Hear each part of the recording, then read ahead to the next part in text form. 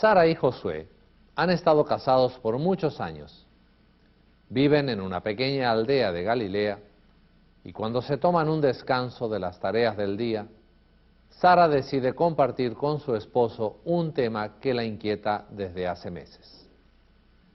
Este matrimonio de Galilea decide emprender viaje al Jordán a ver a ese predicador que tanta fama está teniendo y al que la gente llama el Bautista. Pocos se imaginan que van a presenciar uno de los acontecimientos más notables de la historia. ¿Me acompañas? Casi todos nuestros vecinos ya han ido. Todo el mundo comenta de su valentía. Siento curiosidad por conocer a ese predicador. ¿Qué tendrá de especial? Yo escuché que anda con el pelo largo y tiene una sola muda de ropa. No ha de ser una persona muy limpia. No creo que haya que mirar tanto su aspecto físico, sino lo que pregona. Me dijeron que no tiene pelos en la lengua y que lo ha dicho unas cuantas cosas a los fariseos y a los maestros de la ley. Sí, pero ir hasta el Jordán nos va a llevar todo el día. ¿No te parece que vale la pena recorrer un día de camino para escuchar a un profeta? Hace muchísimos años que no aparece alguien así entre nosotros. Tal vez sea realmente un enviado de Dios. Acuérdate que su nacimiento fue poco común. Sus padres eran bien ancianos cuando lo tuvieron. ¿Y tú qué pecados le quieres confesar?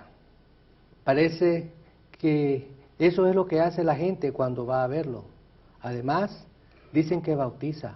¿Tú también quieres ser bautizada y pertenecer a un selecto grupo de personas?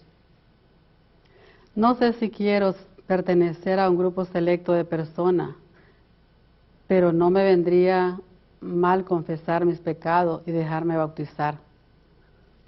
A mí me gustaría saber qué pecados confiesa la gente. Iría solo por eso. Mientras van de camino, conversan largamente acerca de su vida matrimonial, de la tristeza que les invade cada vez que piensan que aún no han podido tener hijos. Tal vez por eso van a ver al Bautista, porque escucharon decir que él es un hijo de la vejez. ¿No será que Dios les está haciendo esperar también a ellos mucho tiempo antes de tener hijos? Eso de esperar se hace difícil. Esperar y esperar, sin señales de que lo que esperamos vaya a ocurrir. Esperar como espera todo el pueblo de Israel por alguna señal de que Dios finalmente enviará al Mesías. Ya hace como 4 siglos que no hay más revelaciones de parte de Dios. ¿Será que este Bautista es una señal de que algo más importante aún va a ocurrir? Las cosas que el Bautista dice son increíbles. El hacha ya está puesta a la raíz de los árboles. Todo árbol que no da buen fruto es cortado y echado al fuego. Más vale que lo tomemos en serio. Dicen que el Bautista anuncia la llegada de uno todavía más poderoso que él. Hablan de un bautismo con fuego y con espíritu. Nunca escuché algo así. ¿Qué significará todo esto? No lo sé, pero tal vez dentro de poco lo averiguaremos. Algo grande tiene que estar sucediendo, porque va gente de todas partes, incluso de Jerusalén, para escucharlo y para dejarse bautizar. Juan el Bautista está predicando con toda euforia cuando ve que se acerca su primo. Ya sabe de él, de su conducta irreprochable. Se acuerda bien de lo que contó María, su madre, aquella vez que Jesús dejó admirados a los doctores de la ley en el templo, cuando él tenía solo 12 años. ¿Qué venía a hacer aquí? Él no necesita bautizarse. ¿Qué pecados podría confesar? Ninguno. ¿Cómo podría mejorar su vida? Creo que voy a aprovechar para que él me bautice a mí, pudo haber pensado el Bautista. En realidad, más que haberlo pensado, lo dijo directamente. Yo necesito ser bautizado por ti. ¡Qué paradoja! Un pecador como cualquiera de nosotros bautiza al más santo de los santos que jamás haya pisado la tierra. Juan bautiza a quien no tiene necesidad de arrepentimiento, ni de que se le perdonen sus pecados. Es posible que Juan no entendiera, pero obedeció. Y esto hace de Juan el más grande de los profetas de todos los tiempos. Su misión fue preparar al pueblo para la llegada de Jesús, tocar las conciencias, denunciar la opresión de los poderosos, el libertinaje de las autoridades y el abuso de los militares. Juan les llamó la atención a los líderes religiosos que desviaban al pueblo de la verdadera religión. Jesús hizo lo mismo. Juan terminó sin cabeza, Jesús colgado de una cruz. Proclamar la verdad de Dios ante una sociedad pecaminosa tiene sus riesgos. Jesús lo sabía, por eso le pidió a Juan que lo bautizara. Necesitaba hacer público el ungimiento que el Padre tenía preparado para él. Jesús quería que ese matrimonio de Galilea, que Juan y que todos los que estaban allí pudieran reconocerlo a él como el enviado del Padre. Jesús vino para estar con nosotros. Él es Emmanuel. Pero estar con nosotros no era fácil.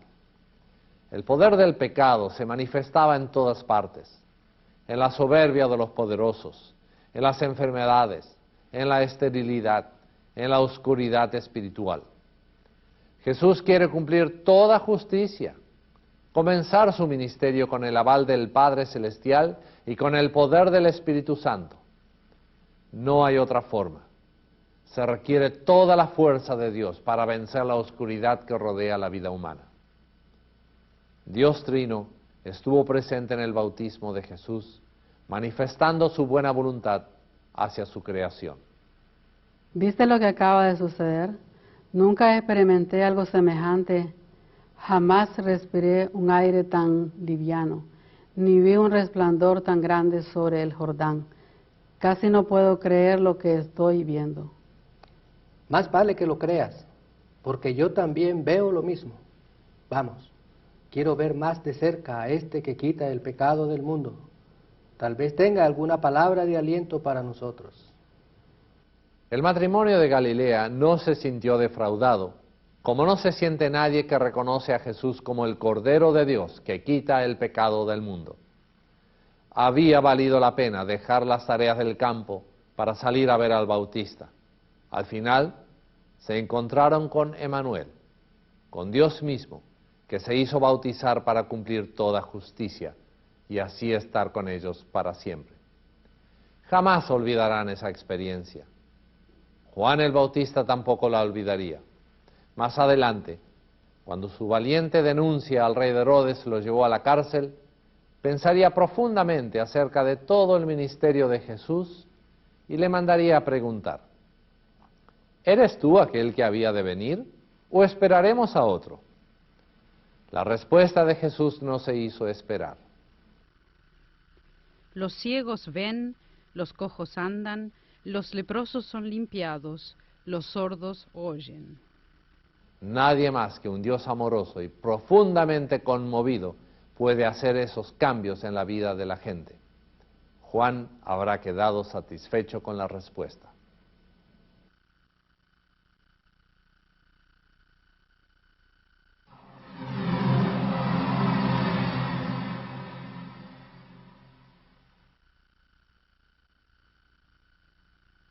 Decía un amigo mío, predicador, que a la gente le encanta escuchar acerca del diablo. Ha de haber alguna cosa morbosa, o quizás de misterio, que ronda por el aire con respecto al diablo. ¿Cómo es el diablo? ¿Como una serpiente? ¿Será que existe en realidad? Creo que en estos tiempos no solo se ha negado en muchas sociedades la existencia de Dios, sino también la existencia de Satanás. Se oye hablar del diablo o del tentador, como dice el pasaje en Mateo 4, pero poco. Parece anticuado, casi un mito, y como nunca se hizo carne, como Dios se hizo carne en Jesús, es difícil de identificar. El apóstol Pablo lo tenía siempre bien presente y lo describía como el enemigo principal de los creyentes. Así les escribe a los miembros de la congregación cristiana en Éfeso. Vestíos de toda la armadura de Dios, para que podáis estar firmes contra las acechanzas del diablo, porque no tenemos lucha contra sangre y carne, sino contra principados, contra potestades, contra los gobernadores de las tinieblas de este mundo. Fueron esos gobernadores de las tinieblas los que movilizaron el corazón de Herodes para matar a sangre fría a los niños de Belén, después que Jesús naciera. Los gobernadores de las tinieblas vuelven ahora al ataque. La ceremonia del bautismo había terminado. Jesús fue ungido con el Espíritu Santo para comenzar públicamente su ministerio de reconciliación y ahora se dirige al desierto. Necesita estar solo, meditar en su futuro ministerio, fortalecer su espíritu para desarrollar su vocación con toda su fuerza. ¿Sería necesario pasar 40 días de soledad y ayuno? Sin lugar a dudas. Los evangelios dicen que en cierta oportunidad los discípulos de Jesús intentaron echar un espíritu de un muchacho, pero no pudieron. Luego que Jesús lo expulsó, ellos le preguntaron, ¿por qué nosotros no pudimos echarlo fuera? Y Jesús les dijo, este género con nada puede salir, sino con ayuno y oración. Jesús sabía sobradamente con quién iba a tener que enfrentarse. Por eso siguió al Espíritu al desierto, y allí pasó 40 días en ayuno, concentrándose y preparándose en oración para la tarea de salvar a la humanidad. Y el diablo estaba al acecho, como siempre. Esperó hasta que Jesús tuviera hambre. Esperó justo cuando ya era hora para Jesús de volver con su gente, de darse un buen baño, de comer pan recién horneado, de hacer sociales con su familia y de dormir en una cama de verdad. Esperó lo suficiente para encontrar a Jesús en su punto más débil, pero se equivocó. El tentador no sabía que en la mente de Jesús todavía resonaban vibrantes las palabras que su propio Padre, desde los cielos, le dijo 40 días antes. Tú eres mi Hijo amado. El tentador pensó que podría hacer dudar a Jesús de que Él era el Hijo de Dios, y lo desafió a que usara de poder divino para proveerse de comida. No parecía en realidad una tentación tan grande. ¿Qué podía perder Jesús si convertía piedras en pan? Pero es la actitud de Jesús la que necesitamos observar. Con el diablo no se dialoga. Jesús no necesita convencer al diablo de nada. Esa no es su tarea. No vino al mundo a medir fuerzas con los poderes del mal, sino a derrotarlos definitivamente. Jesús no perdió tiempo en convencer al diablo de su identidad como Hijo de Dios. Solo le respondió con las palabras de la Escritura, no solo de pan vivirá el hombre, sino de toda palabra que sale de la boca de Dios. La segunda tentación pareciera que no tiene sentido. Probar a ver si lo que la Biblia dice es cierto. ¿Desafiar las leyes de la naturaleza solo para demostrarle al diablo quién manda más? Tal vez el diablo subestimaba a Jesús y esperaba que se arrojara al vacío y se despedazara contra las rocas. Solo a alguien desesperado podía ocurrírsele una idea tan absurda. Y el diablo estaba desesperado, sin lugar a dudas. Veía acercarse su derrota en forma inminente. Quería parar a Jesús a toda costa y se largó a ofrecerle ahora mucho más que un simple desafío: todos los reinos del mundo. Esta ya era una tentación un poco más sustanciosa. Tal vez con esto el tentador lograría distraer a Jesús de su ministerio. El diablo le ofreció hasta lo que no tenía. Bien sabía Jesús que el diablo no es el dueño del mundo. Por lo tanto, no tiene autoridad para ofrecérselo. En todo caso, Satanás solo reina sobre las fuerzas del mal, algo en lo que Jesús no tiene ningún interés. En última instancia, El interés de Jesús será la destrucción total de todos esos reinos de las tinieblas. Y Jesús sigue sin entrar en diálogo. Solo contesta con palabras de la Escritura. Jesús no da lugar a que haya una conversación o una negociación. Con Satanás no se juega. El propio Hijo de Dios no subestimó el poder del mal. No hizo como Eva en el jardín de Edén, que entró en diálogo con el diablo. Simplemente lo echó de su presencia. Dos cosas llaman profundamente la atención en esta experiencia de tentación. Primero, el diablo conoce las Escrituras, pero en su astucia y malicia las cita fuera de su contexto y con el propósito de producir daño. El diablo usó en forma torcida las Escrituras para desafiar lo que Dios dice en ella. Ese no fue el propósito para el cual Dios dio su palabra a su pueblo. En segundo lugar, Jesús también conoce las Escrituras y las cita tan acertadamente que logra alejar al diablo de su presencia. El Evangelio de Lucas termina el relato de la tentación diciendo así: Cuando acabó toda tentación el diablo, se apartó de él por un tiempo. El triunfo de Jesús ante la tentación fue solo temporal. El tentador no había sido vencido, solo se apartó por un tiempo. Una y otra vez el diablo volverá a la carga durante el ministerio de Jesús. Usará a Pedro para intentar distraerlo de su misión. Usará a sus propios hermanos para desviarlo de su obra de salvación. Lo intentará todo y lo hará con todas sus fuerzas, pero al final será derrotado. Sin comer durante 40 días y encima soportar semejante tentación. Pero Dios estaba atento. A ese Hijo amado le envió sus ángeles para acompañarle y para servirle.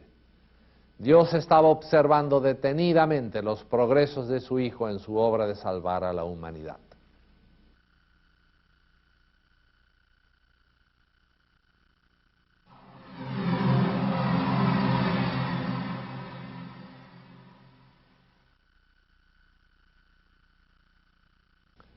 ¿Cómo me gustaría ser Juan el Bautista? Me impresiona su elocuencia, pero sobre todo su valentía. No tenía pelos en la lengua, no se intimidaba ni por los líderes religiosos ni por el rey Herodes. Claro, no me gustaría ser el Bautista en el momento en que lo meten en la cárcel, ni mucho menos cuando le cortan la cabeza. Me parece que me gustaría ser como él solo para fregarles a la gente sus pecados por la cara. Sería una forma de sacarme las ganas de querer ser mejor que los demás. Me doy cuenta que es eso. Soy capaz de pensar que ese matrimonio que fue de Galilea a ver a Juan el Bautista, lo hacía para ver qué tipo de pecados iba la gente a confesar. Hay algo morboso dentro de mí que me lleva a señalar el pecado de los demás. Tengo que reconocer que estoy muy lejos de ser como el Bautista, sobre todo cuando observo que si él denunció el pecado, fue solo para mostrar la necesidad que todos tenemos de ser reconciliados con Dios. Por eso mismo, el punto principal de su presentación fue apuntar a Jesús como el Cordero de Dios que quita el pecado del mundo. Su predicación fue tan clara que sus propios discípulos lo dejaron a él para seguir a Jesús. ¡Qué ejemplo de predicador! Me resulta interesante ver cómo Dios preparó con todo cuidado el escenario para la presentación pública de Jesús. No lo puso de golpe en el mundo para sorprender a la gente. Por el contrario, comenzó por medio del Bautista a concientizar a la gente de su situación. Con precisión señaló los pecados de las autoridades, los soldados, los líderes religiosos y la gente en general. Es como si las conciencias de la gente estuvieran dormidas y necesitaran ser sacudidas. Más de una vez yo necesito que un Juan el Bautista me muestre dónde estoy parado. ya que me gusta mirar más a los demás que a mí mismo. A veces ni me doy cuenta cuánto trato de evitar ver mis faltas. Menos mal que el Bautista sigue predicando todavía hoy por medio de la palabra de Dios. Menos mal que todavía sigue presentando con claridad increíble a Jesús como el Cordero de Dios que quita el pecado del mundo. Me parece que a veces necesito pasar más tiempo en el desierto. Me llama la atención que la predicación de Juan y el bautismo de Jesús y su tentación ocurran en lugares desérticos. Se ve que para ciertas cosas se necesita un espacio especial. Y pienso acerca de mi desierto, de ese espacio donde yo puedo ir y reconocer mi necesidad de un Salvador. No me cabe duda que uno de esos lugares, posiblemente el Jordán por excelencia, es el templo, cuando me reúno semanalmente con otros hermanos para confesar públicamente mis pecados y escuchar las palabras de absolución. El Cordero de Dios siempre está allí, me renueva y me pone en paz. Pero entonces salgo de allí y me encuentro con otro desierto, lleno de peligros y muchas tentaciones. Así veo el mundo todos los días, como un lugar donde hay muchos peligros y tentaciones, sobre todo tentaciones. No veo al diablo, pero veo estructuras diabólicas en la sociedad que denigran a la criatura de Dios. Veo crimen organizado, pecados colectivos e individuales, guerras, guerrillas, estafas, engaños, pornografía y muerte. Cada día sobran ejemplos de cómo los gobernadores de las tinieblas hacen sus estragos. Pero el diablo no necesita ser violento o sanguinario. También hace su trabajo en forma sutil, sembrando dudas sobre todo. Hay que prestar atención que el evangelista Mateo lo llama el tentador, porque esa es su tarea. Una de las cosas que más me impresiona de la tentación del diablo a Jesús es cómo él trata de hacerlo dudar que él es el Hijo de Dios. Las dos primeras veces que el diablo se acercó a Jesús, lo hizo con estas palabras: si eres Hijo de Dios. Parece mentira que el diablo pusiera tanto empeño en sembrar dudas de lo que el Padre Celestial había dicho tan claramente unos días antes: este es mi Hijo amado. Esto me hace pensar en todas las veces en que yo dudo de quién soy. A pesar de que Dios me reafirma constantemente de que soy su hijo, a veces me siento indigno de considerarme como tal. Y ahí justo aprovecha el tentador para reafirmar esas dudas mías. Y me dice: claro que no mereces ser hijo de Dios, con las cosas que haces. También escucho que otras veces me dice: no creas que Dios te perdonará tan fácilmente ese pecado, tendrás que trabajar duro para que Dios se le olvide. Los gobernadores de las tinieblas son tan insistentes que tratan también de hacerme dudar que Dios me ha dado algún que otro don. Constantemente me dicen: no podrás hacerlo, eso es demasiado para ti, no sirves para esa tarea, déjaselo a alguien con más capacidades. Por todo eso, tengo que aprender de Jesús, de su actitud de no negociar con el tentador, de responder con palabras claras de las Escrituras para que el poder del mal se aleje de mí, para erradicar esas dudas que me paralizan y que no me dejan vivir a pleno la libertad a la cual Dios me llamó. Ojalá yo tuviera respuestas tan acertadas como las de Jesús, para no perder el tiempo en argumentaciones o negociaciones estériles. Me gustaría saber usar mejor las Escrituras, ya que ellas tienen una respuesta concreta para cada situación de la vida. Me doy cuenta que esa es una tarea de todos los días, porque el tentador se aleja de mí por un poco, hasta encontrar otra vez algún momento oportuno en que estoy con hambre, o padezco de alguna necesidad, o me siento solo.